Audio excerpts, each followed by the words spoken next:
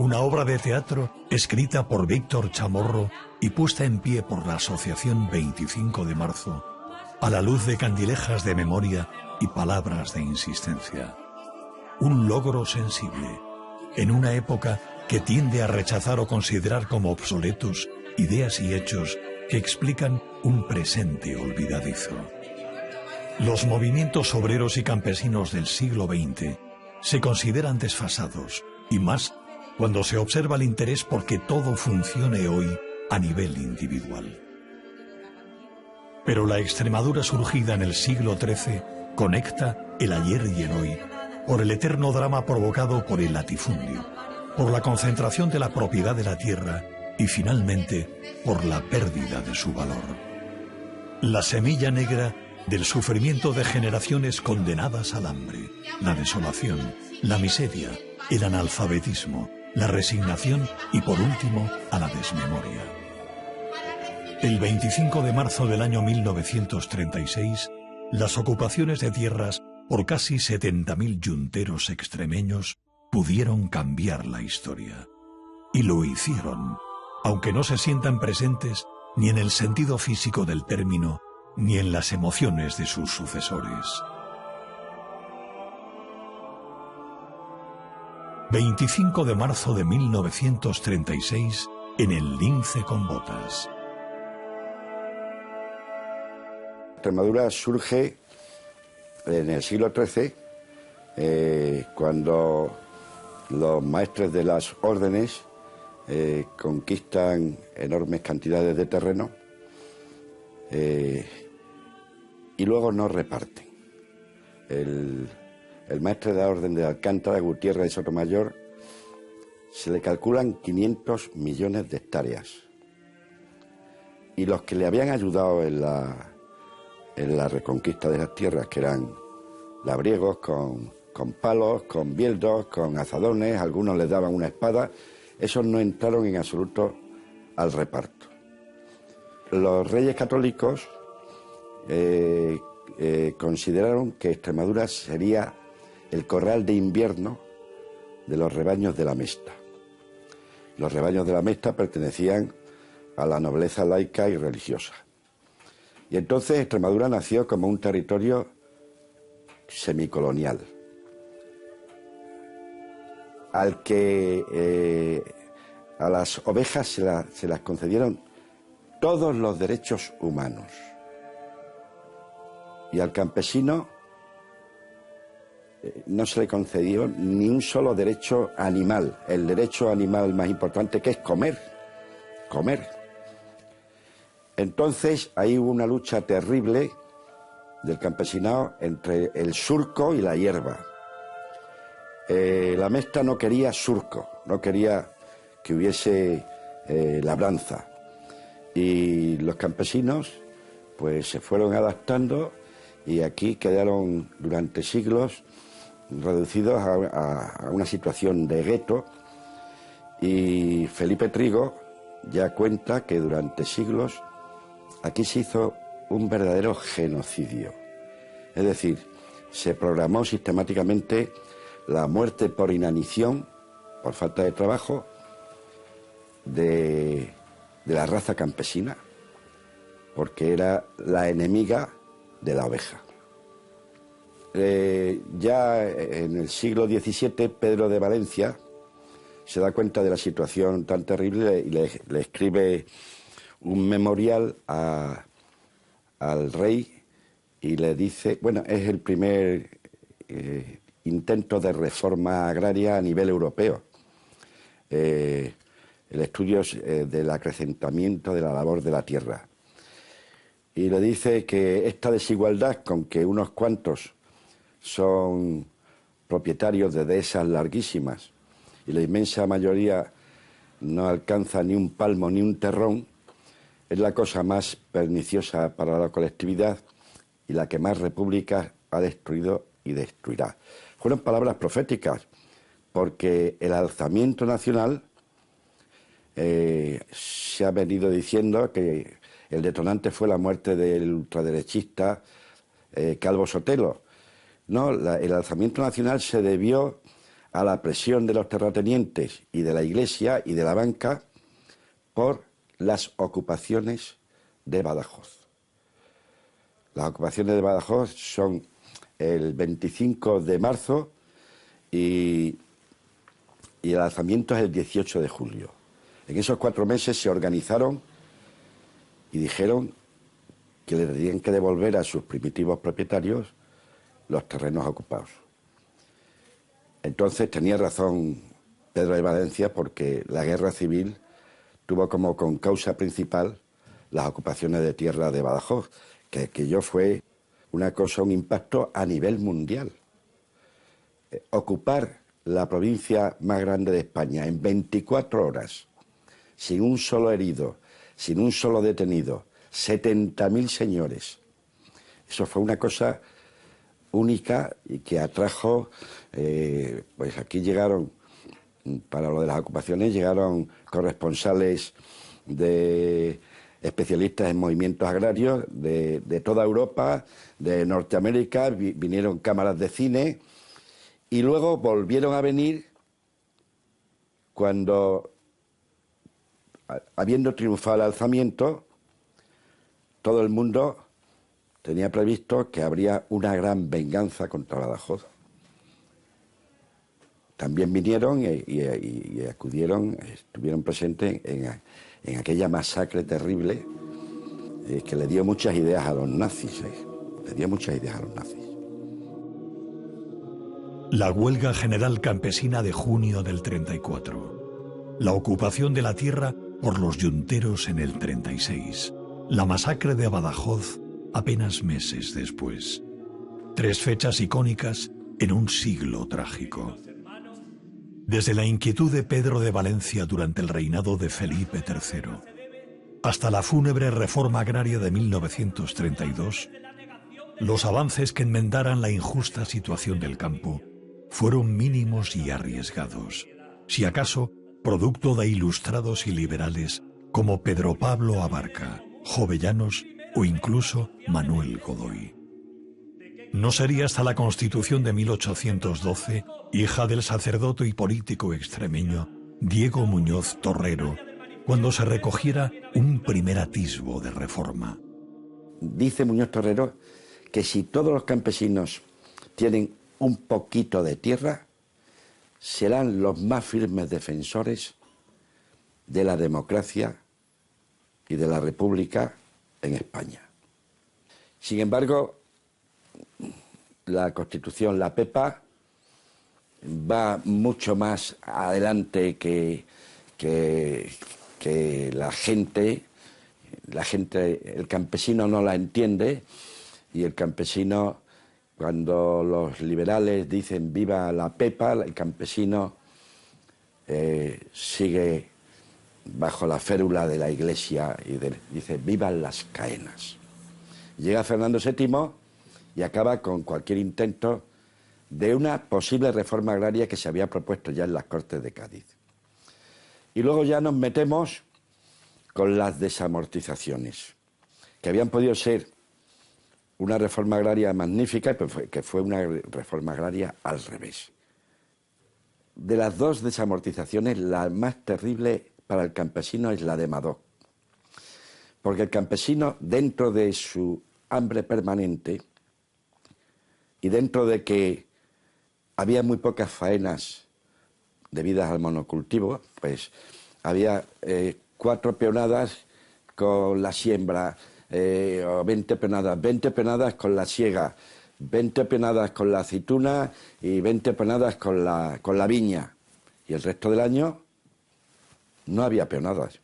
Pero el campesino tenía los bienes del común, que eran los ejidos, que eran los encinares. Entonces el campesino podía carbonear, piconear, podía poner un lazo para un conejo, podía poner un lazo para un jabalí, y bueno, si cazaba un jabalí, aunque tuviese triquina, pues era una fiesta para la familia porque les aseguraba un mes o 2 con algo de comida. Podía pescar una trucha, podía salir al monte comunal a por bellotas, a por castañas, podía meter un cerdito, una cabra. Es decir, era el último socorro que tenía el campesino, el monte comunal, el bosque comunal elegido. Pero llega la desamortización de Madoz y saca a subasta los bienes comunales. A partir de ahí, la situación del extremeño ya se hace espantosa y tenemos que llegar ya, en sucesión en el tiempo, llegamos cuando ya no aguanta más, a la primera huelga general del campo. Azaña le dio mucho más importancia a la reforma, a que España fuese una nación laica, y a la reforma militar mucho más importancia que a la reforma agraria, porque él sabía que con la reforma agraria iba a tener unas complicaciones terribles y no se atrevió a gobernar por decreto. Lo que pudo, tenía mayoría, había ganado haber hecho un decreto y tal. Y entonces lo sometió todo a una ley emanada del Parlamento. Y aquello se retrasó, y al final, cuando el campesino tenía la ilusión de que hubiese salido una ley de reforma agraria,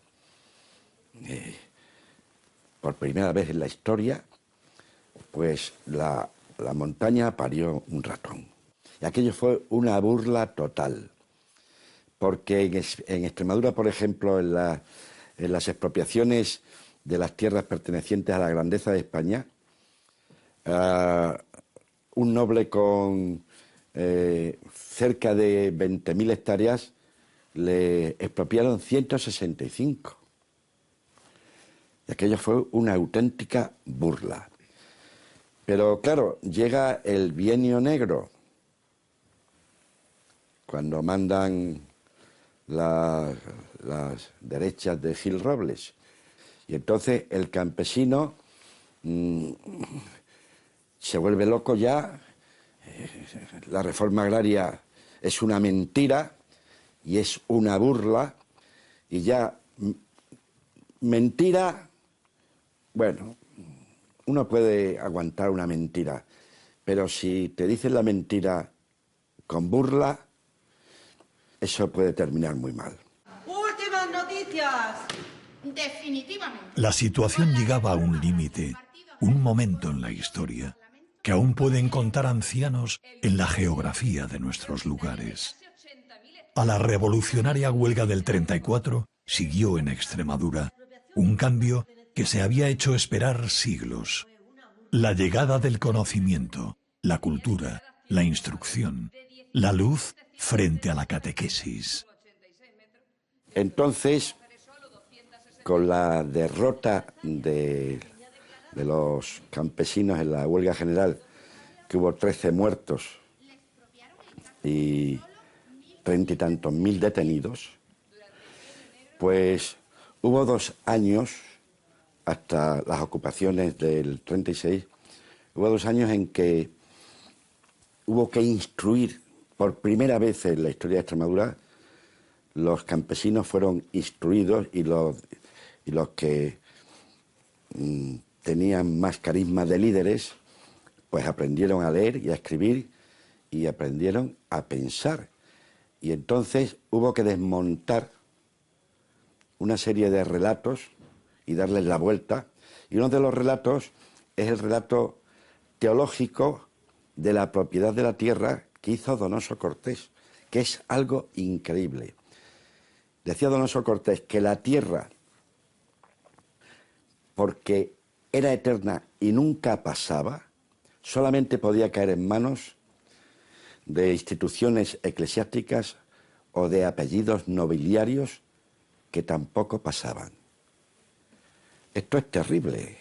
El daño que hizo Donoso Cortés, que era el ideólogo de los terratenientes y de la Iglesia, es decir, no podía tener acceso a la propiedad más que el título nobiliario.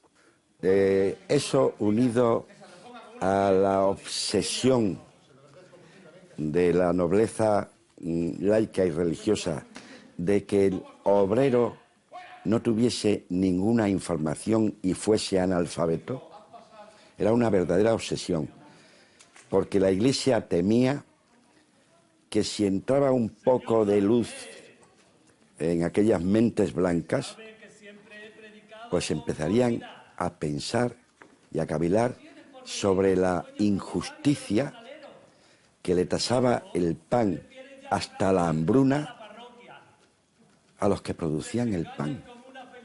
Cuando el campesino entra un poco de luz ya en su cabeza, merced al movimiento que se produjo en Extremadura, la unión, la fusión, el acercamiento entre los primeros apóstoles de la acracia, comunistas, socialistas, maestros republicanos, y los mejores poetas de fuera vinieron a Extremadura y vieron in situ, asistieron in situ al fenómeno de la primera huelga general y al fenómeno de las ocupaciones. Lorca recorrió con la barraca, recorrió muchas localidades extremeñas, llevando cine, llevando teatro, llevando poesía y llevando poetas, compañeros. Uno de los poetas que vino fue Miguel Hernández. Y uno de los grandes poemas de Miguel Hernández es El niño yuntero.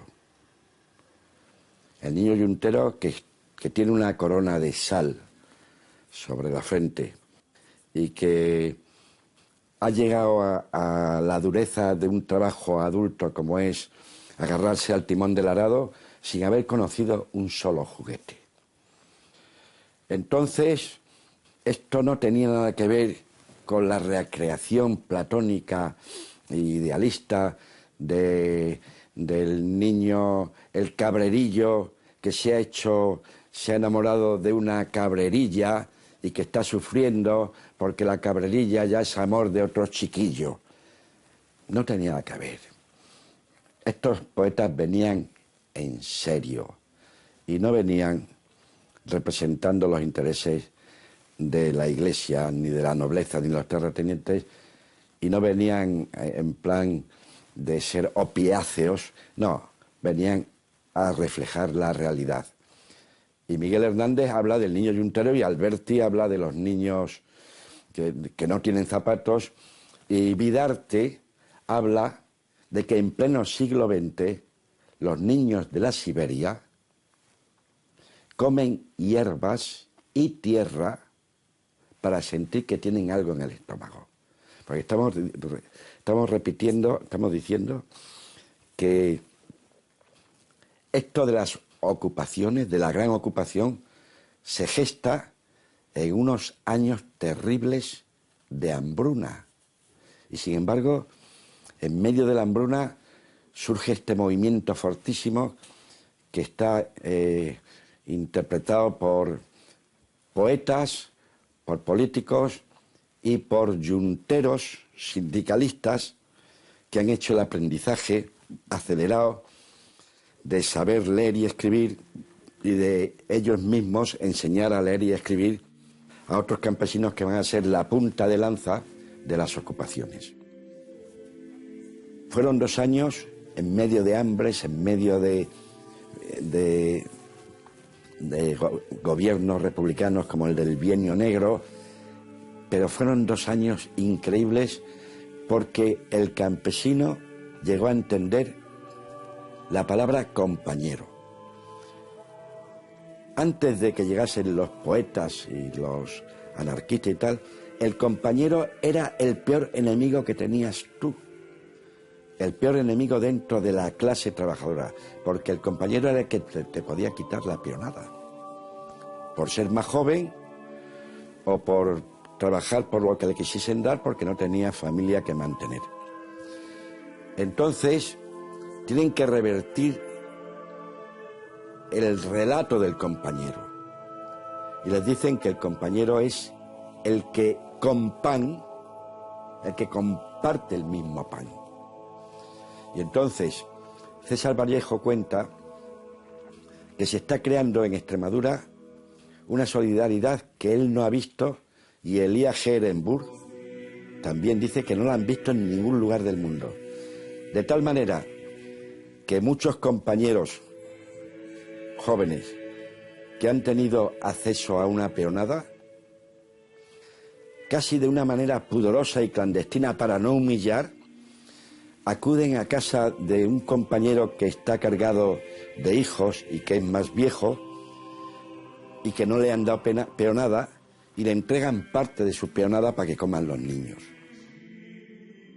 El primaveral 25 de marzo de 1936, mediante una organización magistral digna de un estoicismo de centurias, casi 70.000 yunteros, hombres y mujeres, ocuparon 3.000 fincas de grandes terratenientes para trabajar una tierra que nunca les perteneció, desde aquella medieval reconquista que no parece tener fin.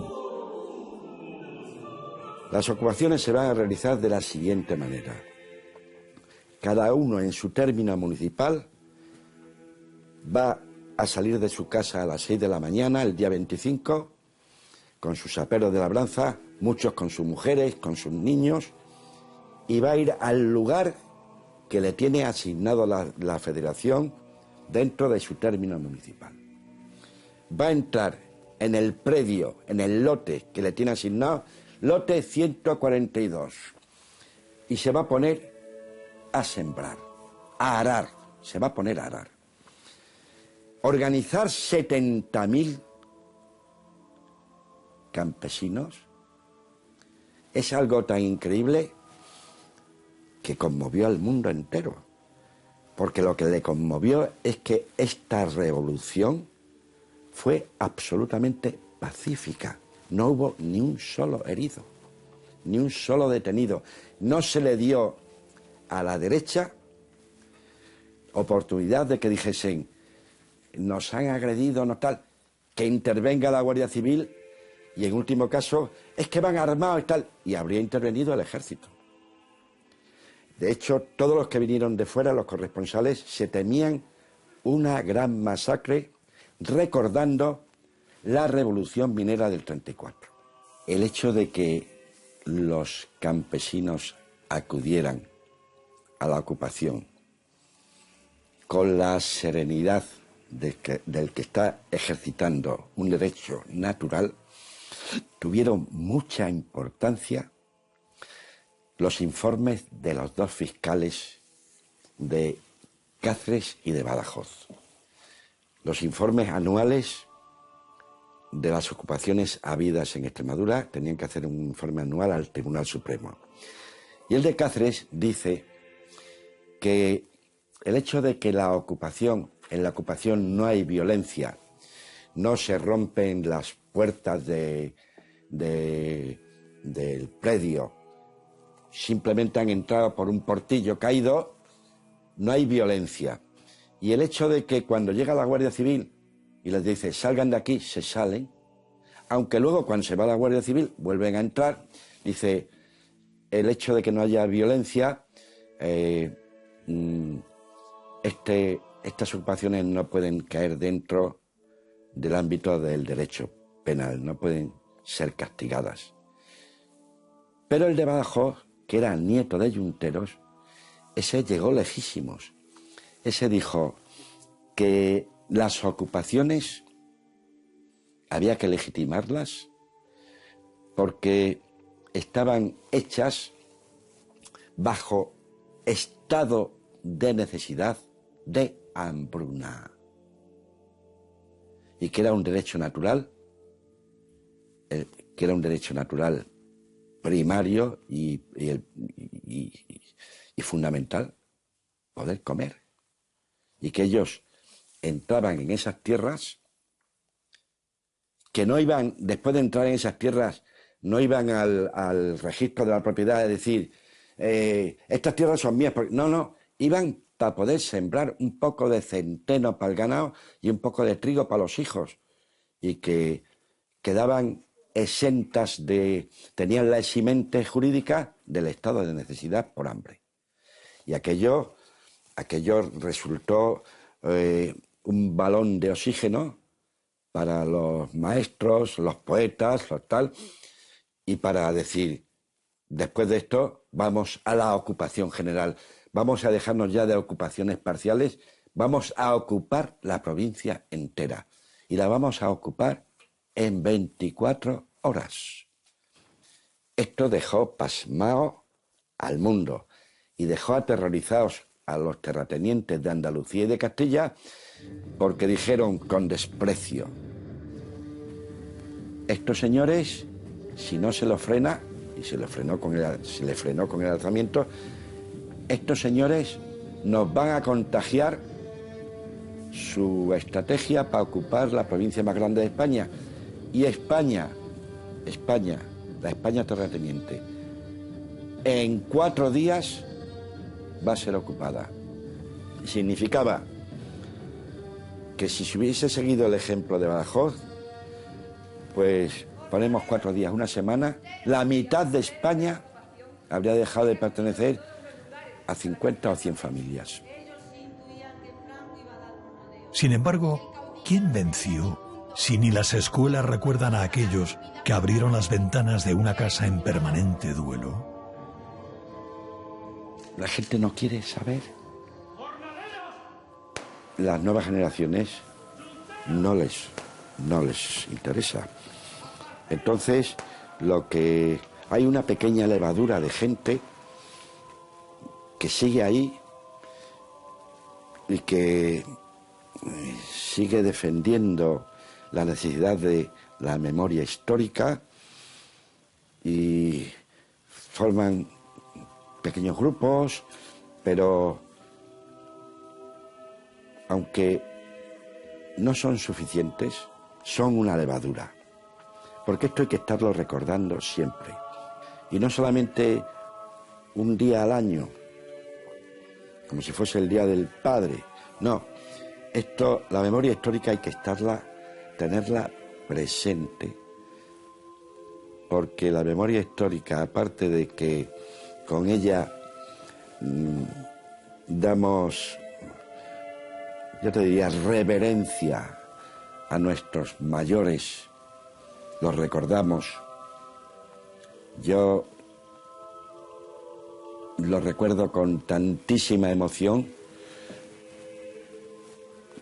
que la tengo no porque yo tenga más capacidad de emoción que otros, no, porque he estudiado, porque alguien me habló de estos sucesos, los he investigado y me siento orgullosísimo de ser extremeño por esta gente, por estos mayores que tuvimos, por estas 3 fechas consanguíneas.